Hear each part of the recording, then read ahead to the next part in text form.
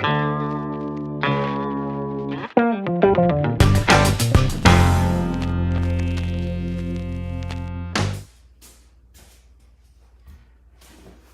you guys doing this morning? Welcome to Caffeine for the Soul, every Monday morning at 8 o'clock. Man, I'm trying to wake up still. So I'm Ryan Johnson, the pastor of Living Water Vineyard in downtown Alpharetta. So I wanted to kind of talk to you this morning about laughter.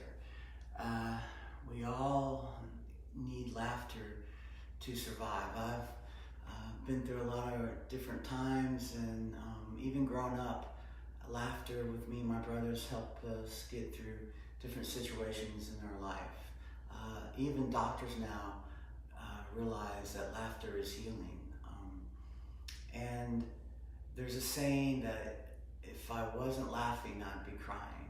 So I just think it's really important to not take yourself so seriously, to draw close to God, but to see God's laughter in different areas in your life.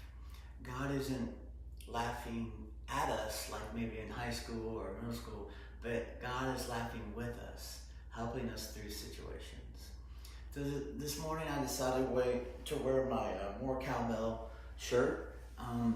And when I was a kid, me and my brothers loved Saturday Night Live. And there's a skit, if you haven't seen it, I'll post it later, where there's this band that's tight, that's doing well, and there's a guy that comes in and his gift is the cowbell.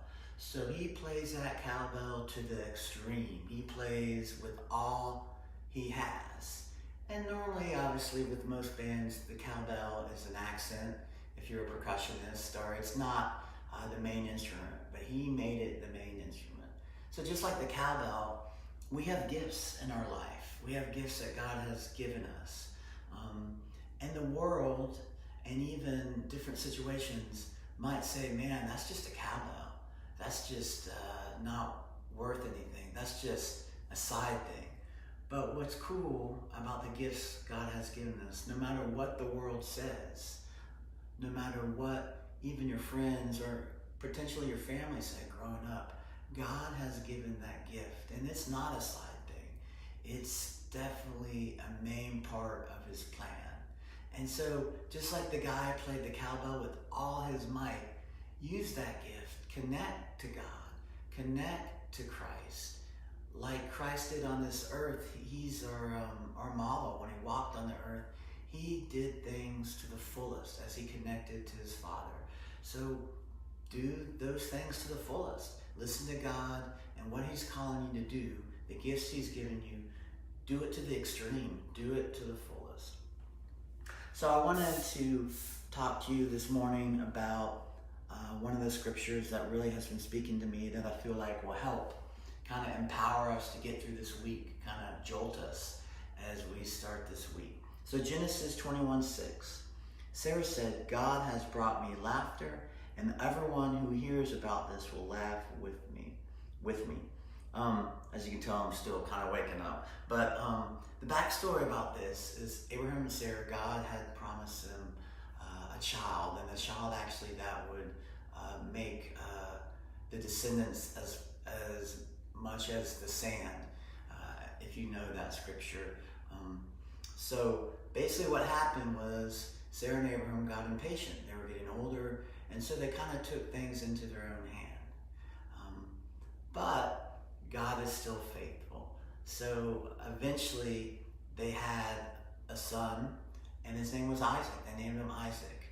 And she said this because God has a sense of humor. His timing is always the perfect timing. And we don't know how his timing works. There's so many great people throughout the ages. Martin Luther King, that if he had been born 30 years later or 30 years before, he couldn't have done what God had called him to do. So time is so important. So when she said this, or as the writer wrote this, she talked about the laughter, the way God does things that just kind of blows our minds as he laughs with us. So I do encourage you to just seek God's face and allow him to show you the different areas in your life that he's laughing with you, that he's bringing comedy in a healing way into your life. So another scripture that I feel like is really going to help all of us get through this week is Psalm 5:3. In the morning, O Lord, you hear my voice. In the morning, I lay my requests before you and wait in expectation. So starting out the week, lay those requests before the Lord. If you have a test you got to take in school or college, if you have a big deadline at your work, if you have to do a seminar, whatever you have to do that you might be dealing with fear or challenges, lay that before the Lord. Even big things, if you're trying to get pregnant, if you're seeking to start a new business, lay that before the Lord and lay it with expectation. God's timing is God's timing. So we don't know when those prayers will be answered. But if you seek him and they're within his will, they will be answered in his timing. With Abraham and Sarah, it took them a long time before that prayer was answered, and they lost hope. So I just encourage you, don't take life so seriously. Don't take yourself so seriously. Draw into God, allow him to show you the humor in your life, and don't lose hope. Don't lose hope in the promises he's given you. And with that cowbell, the gift that God has given you, play that to the fullest. Play that clanking noise. And don't be afraid to be who God has called you to be. And if you don't know that yet, if you're just crying out to the Lord and you're in a bad place, I encourage you to seek his face anymore. Allow him to show you the humor in your life. And if you don't even know God, or you think Jesus was just one of the many prophets, then I encourage you to seek God's face. Just do this like the scripture says. In the morning, O Lord, I hear your voice.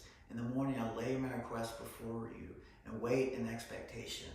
So if you're not in that place, you're like, I don't even know who God is. Is there a God? I just ask you to lay those things you need, those prayers before him.